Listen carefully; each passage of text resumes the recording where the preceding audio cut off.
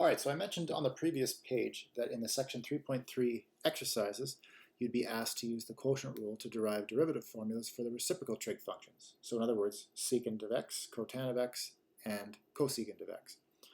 And I'm actually going to do one of those now for two reasons. One of them, so you have another example to use when you complete the other two. And the second reason is we're actually going to need it to work out this example down here. So, and that is, you might be able to see just by looking, there's a secant of x involved here. And if, for example, that we needed to differentiate this function, which we will when we get to this example, we're going to need a rule for secant of x. So that's what we're going to actually look at now.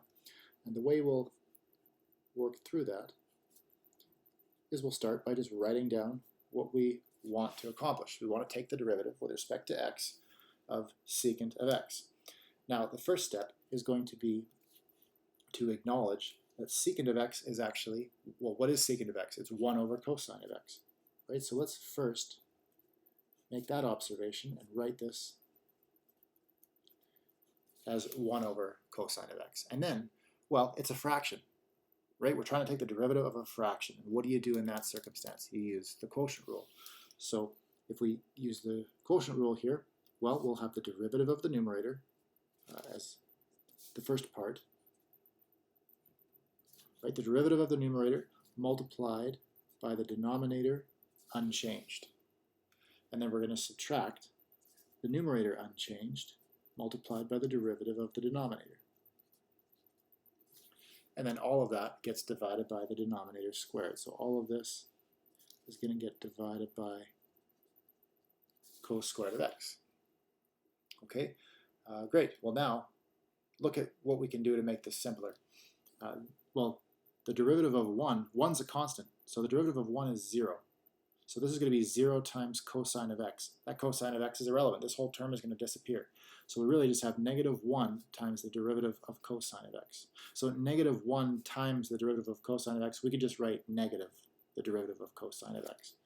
Right? So our numerator is going to be negative, and then, well, what is the derivative of cosine of x? It's negative sine, right? That was on the first page.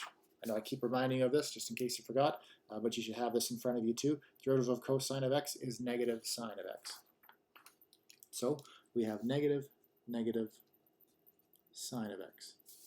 Okay, and that's all divided by cos squared. All right, so that's simplified a bit. And really, what do you have here? You actually have those two negatives cancel, and we have sine of x divided by cos squared of x. Now, I want to actually decompose this into a product of two fractions. Like, technically, that's good enough. That is the derivative of secant of x. But this is, if you were to look up the derivative of secant of x, either with Google or in a textbook somewhere, a lot of textbooks in the inside front cover or back cover, they'll have a list of a whole bunch of functions, and they'll have, as well as their derivatives.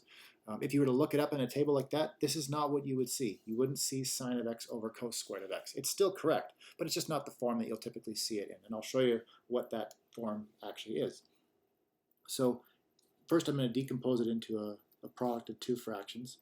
1 over cosine of x times sine of x over cosine of x, right? And you can double check that if you multiply those two fractions carefully, the numerator is 1 times sine of x, that's going to give you this, and cosine of x times cosine of x is going to give you cos squared of x. So it really does work. And really, the purpose is that 1 over cosine of x, this is secant of x. And sine of x over cosine of x, this is tan of x. So you'll more frequently see this written as secant of x times tan of x. So if you look this up in a table somewhere or online, look for the derivative of secant of x, you'll probably find secant of x times tan of x as the answer, or as the derivative for secant of x. So let's squeeze that in over here as an actual conclusion here. So we can say, therefore, the derivative of secant of x with respect to x is going to be equal to secant of x times tan of x. Just had enough room to squeeze that in, so I'll draw a box around it here. And the proof for that is, or it just consists of the steps that we just did. So that's the derivative of secant of x. And that's going to come in handy for this example. below. So what are we asked to do here in this example? Find all the values of x such that the tangent line to the graph of this function here, f of x is equal to secant of x plus, or secant of x over 1 plus tan of x, at the point x f of x. This is really just designed to be a point on the graph of f of x, right? All the points on the graph of f show up in this fashion, where the first coordinate, the x coordinate, can just be any point in the function's domain. But we really want to find all the values of x that make the tangent line to the graph of this function at this point be horizontal.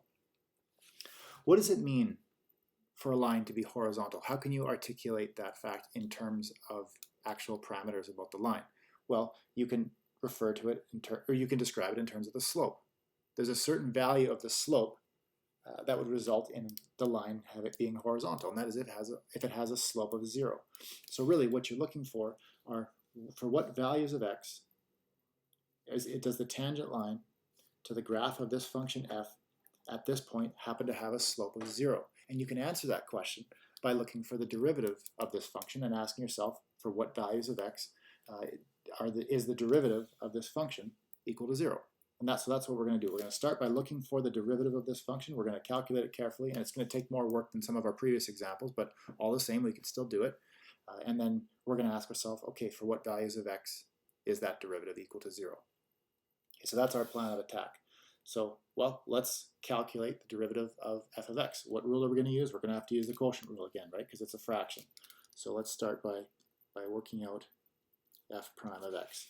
So we're going to use the quotient rule. We'll have the derivative of the numerator multiplied by the denominator. Then we're going to subtract the numerator unchanged multiplied by the derivative of the denominator, right? So this is just the quotient rule being carefully applied, and then all of this is going to be divided by the denominator squared.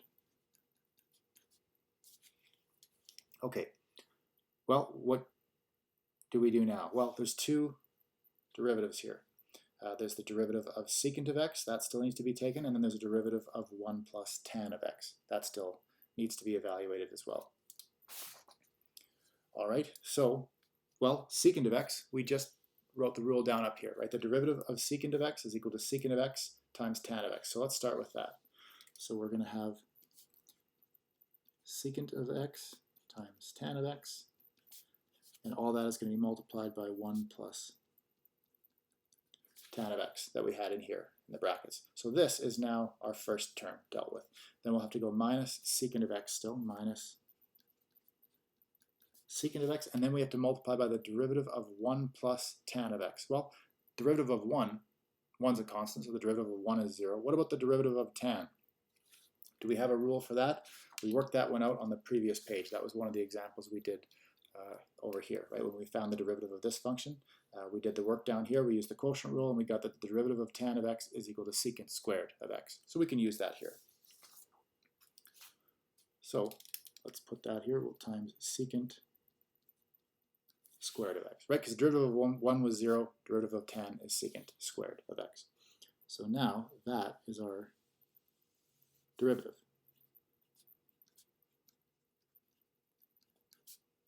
So no problem, we just need to figure out when that is equal to 0.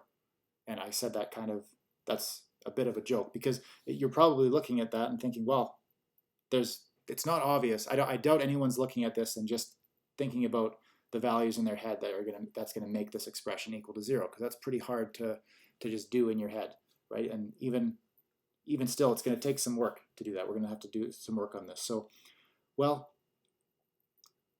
what do you notice? Well, there's a factor here, secant of x times tan of x, and then in the brackets there's a sum of two terms, 1 plus tan of x. So maybe we could start by distributing the secant of x into the brackets, expand everything out, lay everything out in front of us clearly, term by term, and see if we can factor some things out of this. Because right now it's not really factored. This is fake factoring, because this secant tan of x is factored out of part of the expression, but it's not part of this term over here. So the best thing to do at this point is just expand everything out and then see if we can get anywhere. So what we're going to do on this step is just to multiply the secant of x tan of x into the brackets, and we'll leave everything else the same. So this is going to be secant of x times tan of x. So that's secant of x times tan of x times 1. Then we'll go plus secant of x. Secant of x times tan of x times tan of x, you're going to get secant of x times tan squared of x. So that's what you get if you multiply secant tan into the brackets. But then we still have secant of x times secant squared of x. And you can multiply these out and you'll get secant cubed of x. So we can subtract that on after. So that's our new numerator, but of course we still have to divide by 1 plus tan of x squared. Okay, so now, well, this is good. At least there we can say the following. There is a common factor of secant of x in this numerator, right? So why don't we start by factoring that out. So we can pull out secant of x, and then what will we have left? The first term, pull out a secant of x, you'll be left with tan of x. And the second term, you pull out the secant of x, you'll have tan squared of x. And then you pull out a secant from secant cubed, you'll have secant squared of x. So we'll have minus secant squared of x. And then, of course, again, all of that is divided by 1 plus tan of x, all squared. Okay, so what now? Well,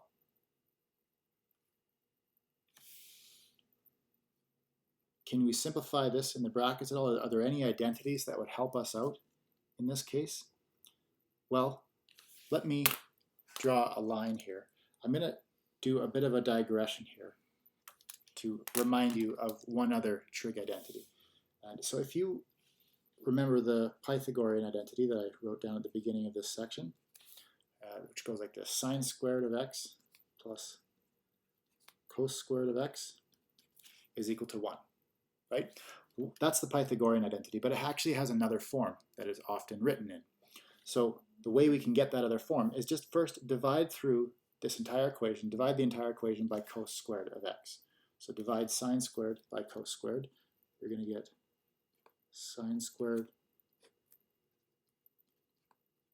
over cos squared, like that, plus cos squared over cos squared, and then on the right hand side you'll get equals 1 over cos squared. All right, and really what that is, I'm going to draw a line just to divide this, and we can write another, what follows from this. Let's just clean this up and write the new version up here. Sine squared over cos squared, that's really just tan squared of x. Cos squared over cos squared, that's just 1. Right, and then 1 over cos squared is really secant squared. So that's referred to as that's another way to express the Pythagorean identity. It's not really a different identity, it's just another way to represent it. So I'm going to remind you of that now. Pythagorean identity. So that's another one worth remembering. And you don't necessarily need to memorize it, just remember that it exists. And then as long as you just memorize this one, you can get this form from the original Pythagorean identity. Just divide through by cos squared of x. Okay, and what's the point here? Well, if you subtract 1 from both sides of this, you're going to get tan squared of x is equal to secant squared of x minus 1. All right, and let me be clear, just in case you look at this later, let me draw a green box around the actual, this is the actual Pythagorean identity that I'm labeling here.